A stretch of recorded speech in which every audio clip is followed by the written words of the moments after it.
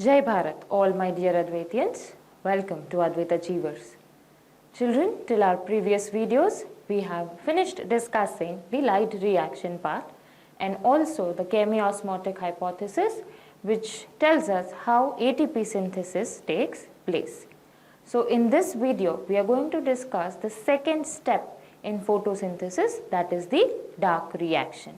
Right? So let us understand the process of dark reaction.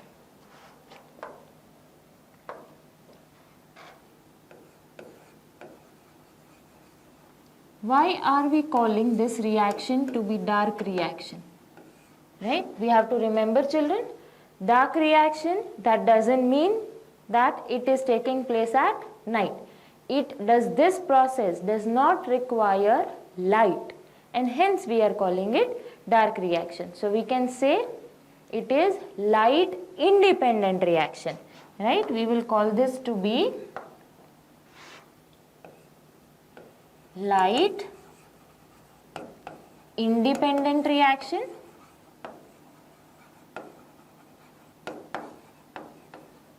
But we know when we study the process, we will learn that it is going to use the products of light reaction. Clear? So this we have to remember, that as such it is light independent, but it is going to use the products that are formed in light reaction, right? So we'll add on here writing that light independent reaction but utilizes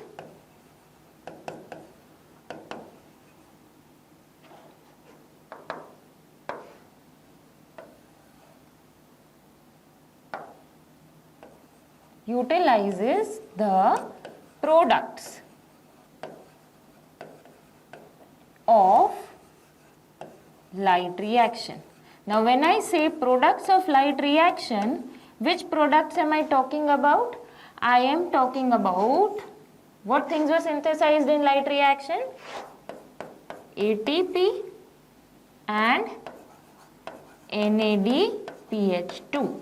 Now remember, this NADPH2, we call it to be the reducing power. Right? This is one thing we have to remember. Alright. This dark reaction is in other ways also called biosynthetic pathway.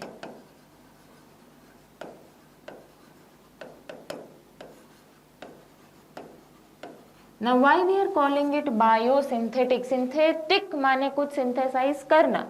So by using ATP and this reducing power, right, carbohydrate synthesis is going to take place. So we are calling it biosynthetic pathway, right? So we'll add on over that. By using ATP and reducing power,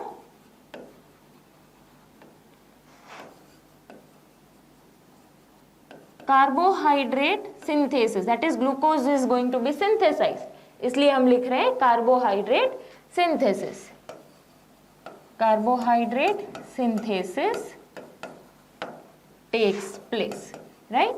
So we are clear with why we are calling it to be light independent reaction and why we call it to be the biosynthetic pathway. This is clear? Okay. Let us move on to who gave or who proposed this reaction. We very well know it was Melvin Kelvin, right? So how did he study this pathway? We are going to take a look at that. Okay? So Melvin Kelvin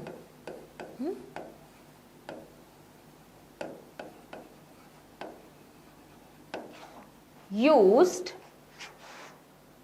algal cells. Now which alga did he use? He used green alga chlorella, right?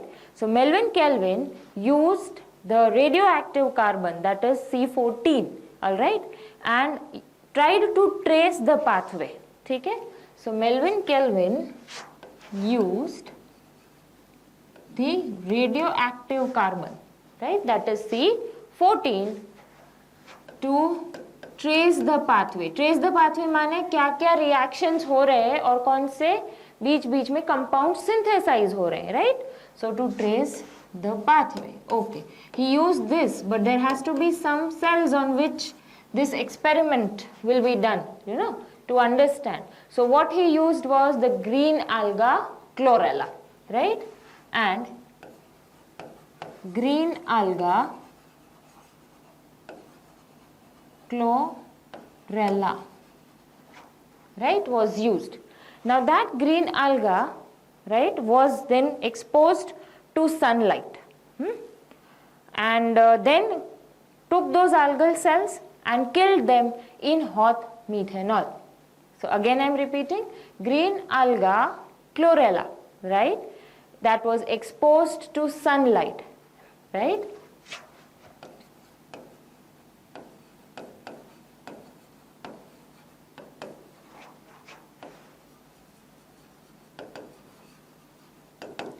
After that, he took those few algal cells and treated them, or you can say killed them, in hot methanol. Few algal cells were killed in hot methanol. So every time when he was trying to do this, he was trying to identify what compounds are being formed. So he took those few algal cells and killed them in hot methanol and observed the products obtained. And observed the products obtained. Right? So this was what he did. So based on this, what he found out, that the first compound formed is a 3-carbon compound. First compound formed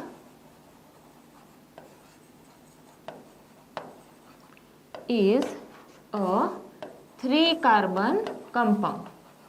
This is what he observed. And that compound, 3-carbon compound which we are talking about, is what? PGA, right? PGA stands for, you can call it phosphoglycerate or phosphoglyceric acid.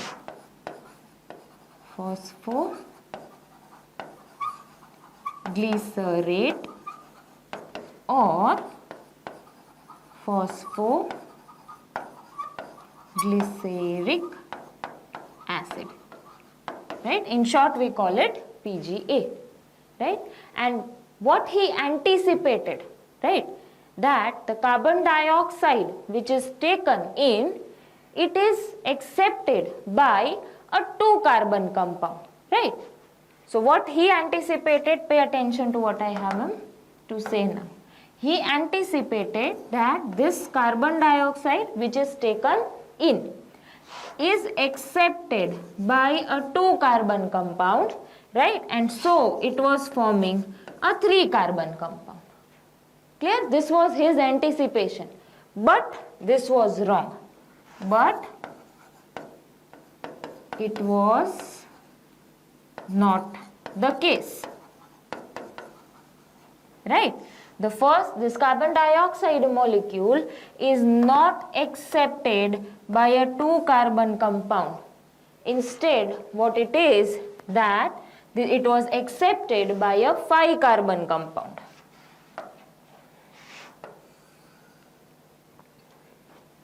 Instead, what actually was happening was that CO2 was accepted by a 5-carbon compound, right? And this 5-carbon compound is RUBP, ribulose biphosphate. This 5-carbon compound is ribulose biphosphate, okay? And in short, we call it RUBP. This is clear? This RuBP is a 5 carbon compound and is a keto sugar, right?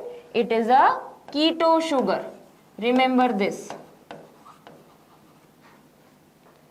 Alright. So, the reaction where this ribulose biphosphate accepts the carbon dioxide, that reaction is called carboxylation. Okay. So CO2 when accepted by this. So now instead of writing this 5C, I will be using now the exact compound, right? So it is what? RuBP. So this reaction is called what? Carboxylation. It is called carboxylation. And for this process to take place, for carboxylation reaction to take place, the enzyme is required, and that enzyme is Rubisco.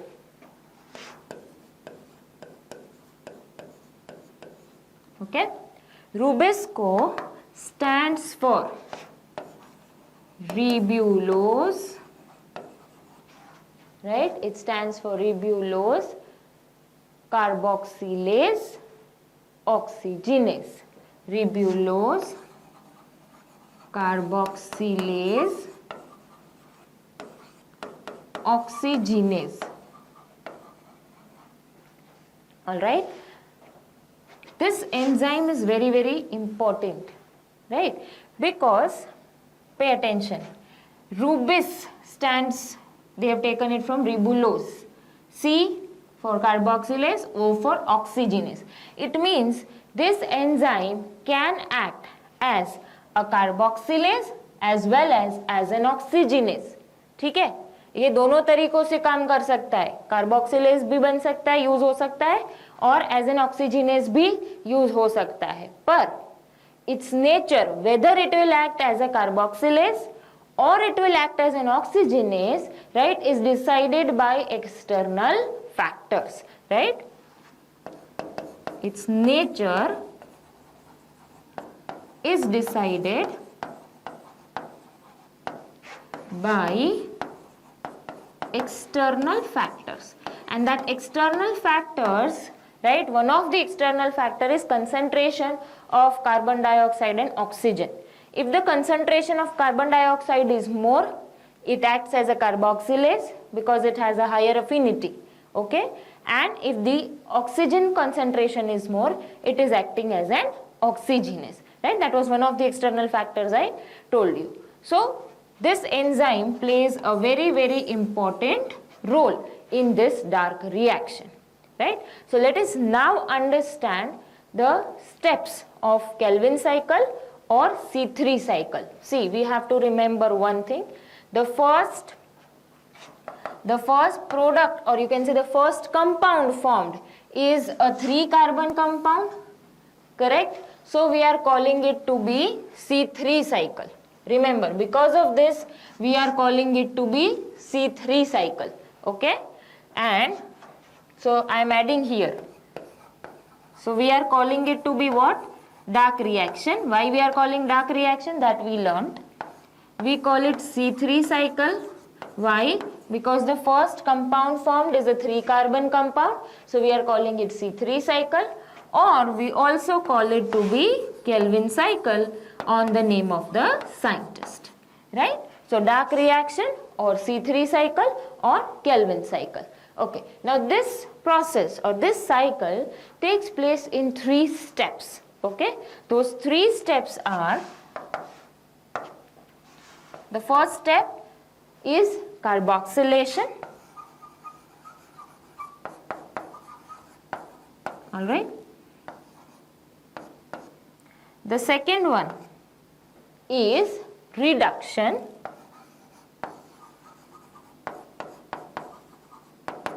okay, and the third step is regeneration of RuBP.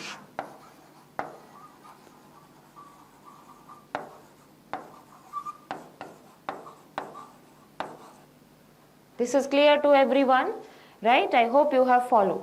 Now, to understand this cycle pretty well, what we will do is, we will start with 3 carbon dioxide molecules, and this is for our convenience, okay? Once we learn the entire cycle, I will later explain you why we have taken 3 and why not just 1, alright? So, with this cycle to understand, we are going to start considering 3 carbon dioxide molecules, okay? Alright.